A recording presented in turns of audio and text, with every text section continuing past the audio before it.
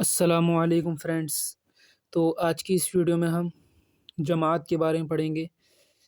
تو اس میں ہم جماعت کی فضیلت دیکھیں گے اور جماعت کے احکام و مسائل اور جماعت ساقط ہونے کے اعذار اور امامت صحیح ہونے کے شرائط، یہ 4-5 چیزیں ہم یہاں پر دیکھیں گے۔ تو چلیے شروع کرتے ہیں۔ اللہ تعالیٰ فرماتا ہے وَارْكَعُوا مَعَ الرَّاكِعِينَ، یعنی نماز پڑھنے والوں کے ساتھ نماز پڑھو۔ یہ سورہ بقرہ میں آپ کو 43ویں آیت مل جائے گی۔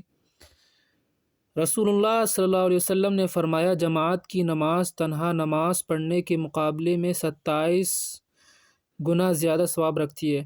مان لیجئے ایک آدمی جو ہے اکیلے نماز پڑھتا ہے تو اس کو کیا ہے، ایک ثواب ملے گا، اور ایک شخص کیا ہے وہ جماعت کے ساتھ نماز پڑھتا ہے تو اس کو جو ہے اس آدمی سے 27 گنا زیادہ ثواب ملے گا۔ آپ صلی اللہ علیہ وسلم نے اپنی پوری زندگی میں جماعت کی پابندی کی، یہاں تک کہ مرض الموت میں بھی جماعت نہیں چھوڑی۔ یعنی مرض الموت یعنی ایسا مرض جو موت کے قریب لے جاتا ہے، ٹھیک ہے، اس میں بھی جماعت نہیں چھوڑی۔ اسی طرح صحابہ اکرام رضی اللہ عنہم بھی ہمیشہ جماعت کا اہتمام کرتے تھے، یعنی جماعت کے ساتھ نماز پڑھتے تھے۔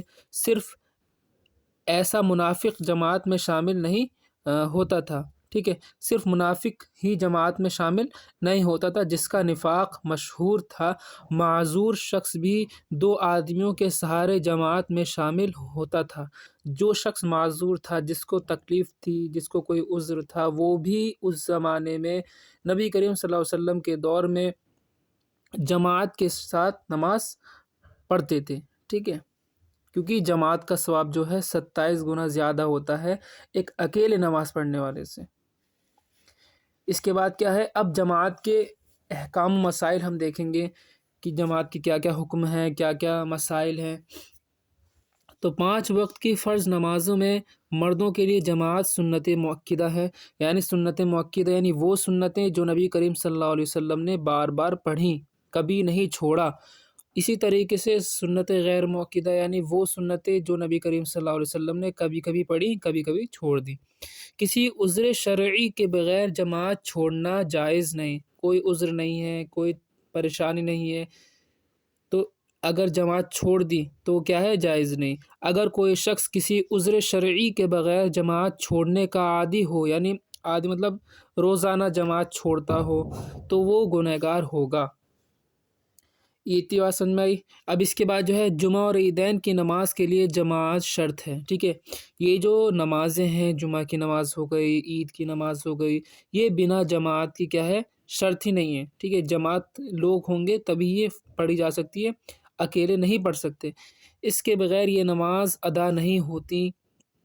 تراویح اور سورج گرہن کی نماز میں جماعت مستحب ہے، یعنی اگر تراویح میں جماعت ہو اور سورج گرہن میں جماعت ہو تو یہ کیا مستحب ہے، اس میں ثواب زیادہ ملے گا۔ دیکھیے مستحب اور مکروہ میں نے بتایا تھا۔ مستحب یعنی وہ چیزیں جن کو کرنے سے ثواب بڑھ جاتا ہے، مستحب یعنی وہ چیزیں جن کو کرنے سے ثواب بڑھ جاتا ہے، مکروہ جس کو کرنے سے ثواب کم ہو جاتا ہے۔ اس کے بعد جو ہے رمضان میں وتر کی نماز کے لیے بھی جماعت مستحب ہے۔ رمضان میں صرف رمضان میں کیا کرتے ہیں، ہم وتر کی نماز جماعت سے پڑھتے ہیں۔ رمضان کے علاوہ جو ہے ہم وتر کی نماز جو ہے اکیلے پڑھتے ہیں۔ رمضان کے علاوہ اگر وتر کی نماز جماعت سے پڑھی تو اس میں کیا ہوگا، وہ کیا ہے، پڑھنا مکروہ ہے۔ صرف رمضان کے مہینے میں ہی وتر کی نماز جماعت سے کیا ہے، مستحب ہے۔ رمضان کے علاوہ دنوں میں وتر کی نماز جماعت کے ساتھ پابندی سے پڑھنا مکروہ ہے۔ اگر عورت، بچہ، پاگل، معذور اور غلام جماعت کے ساتھ نماز پڑھے تو ان کی نماز ادا ہو جائے گی، ٹھیک ہے۔ نماز ایسا نہیں کہ نماز نہیں ہوگی، نماز ادا ہو جائے گی اور ان کو ثواب بھی ملے گا، لیکن ان کے لیے جماعت سنت نہیں ہے۔ لیکن کیا ہے، ان کے لیے کیا جماعت سنت نہیں ہے، ٹھیک ہے۔ اس کے بعد اب یہاں ہم ان چیزوں کو دیکھیں گے جس سے جماعت ساقط ہوتی ہے، ٹھیک ہے۔ مندرجہ ذیل اعذار میں سے کوئی عذر پایا جائے تو جماعت ساقط ہو جاتی ہے۔ اعذار یعنی کوئی بہانہ یا کوئی عذر جس سے کیا ہے جماعت ساقط ہو سکتی ہے یعنی معاف ہے، یعنی مسلادھار بارش ہو رہی ہو تو اس میں کیا ہوگا، جماعت معاف ہے، ٹھیک ہے۔ سخت سردی ہو اور مسجد جانے میں بیمار ہونے یا بیماری بڑھنے کا خوف ہو، اس حالت میں بھی جماعت معاف ہے۔ راستے میں بہت کیچڑ ہو، اس میں بھی کیا ہے آپ گھر میں پڑھ سکتے ہیں، اتنی کیچڑ ہو کہ دشواریاں آ رہی ہوں جانے میں مسجد۔ سخت تاریکی ہو، بہت اندھیرا ہو، اس میں بھی آپ معاف ہے، ٹھیک ہے۔ جماعت ساقط ہونے کا مطلب یہ ہوتا ہے کہ جماعت معاف ہے۔ رات میں سخت ہوا چل رہی ہو، بیمار، اندھا یا بہت بوڑھا ہو، ٹھیک ہے، اس میں بھی جماعت ساقط ہے۔ کسی بیمار کا تیماردار ہو اور اس بیمار کا کام وہی کرتا ہو، یعنی کوئی ایسا شخص ہے جو کسی بیمار کے پاس ہر وقت رہتا ہے، اس کا ہر کام کرتا ہے، اسے کھانا کھلاتا ہے، ٹھیک ہے، تو اس کو کیا ہے، اس پہ کیا ہے جماعت کیا ہے معاف ہے۔ پیشاب یا پاخانہ لگا ہوا ہو، اس میں بھی معاف ہے۔ پہلے آپ اس سے فارغ ہوں، فراغت حاصل کریں، تبھی آپ جماعت میں شامل ہو سکتے ہیں۔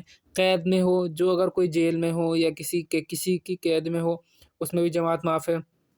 کھانا حاضر ہو اور وہ بھوکا ہو اور کھانے میں دل لگا ہوا ہو، ٹھیک ہے، کوئی بہت زیادہ کسی کو بھوک لگ رہی ہو، اس کے سامنے کھانا حاضر ہے اور نماز کا وقت شروع ہو گیا، تو اس میں بھی کیا ہے جماعت کیا ہے معاف ہے۔ اس کے بعد کیا ہے، جماعت میں شامل ہونے کی صورت میں مال کے ضائع ہونے کا خوف ہو، یعنی مال چر جانے کا خوف ہو، یعنی کوئی اگر نماز پڑھے گا تو کیا ہے مال چوری ہو جائے گا، تو اس میں بھی کیا ہے جماعت معاف ہے۔ یہ آپ چیزیں سمجھتے رہیں، اس کا اسکرین شاٹ لے لیں تاکہ آپ کو پتہ رہے۔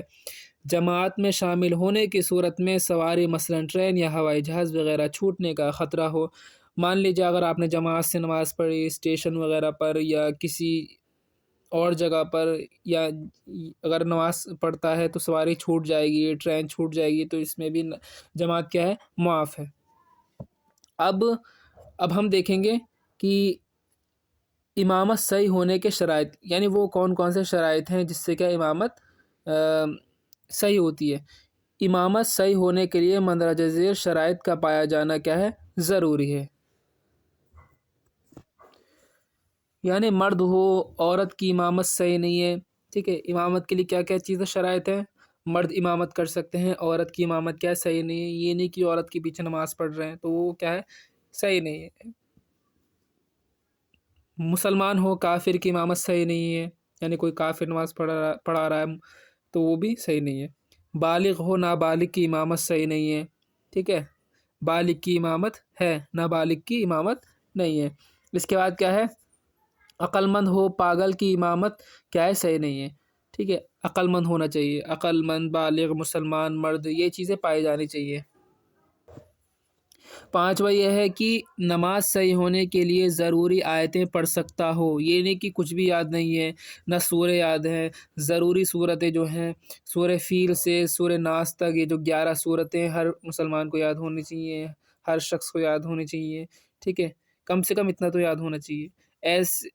ایسے ان پڑھ کی نماز صحیح نہیں ہے جو ضروری آیتیں یا سورہ پڑھ نہ سکتا ہو۔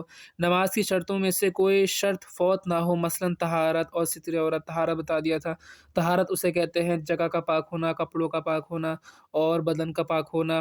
ستر عورت یعنی بدن کو کیا ہے ڈھانکنا، چھپانا ناف سے گھٹنوں تک۔ عورت کے لیے چہرے، ہتھیلی، قدموں کے علاوہ تمام بدن کا ڈھکنا ضروری ہے، تو وہ یہ چیزیں جو ہیں طہارت اور ستر عورت میں آ گئیں۔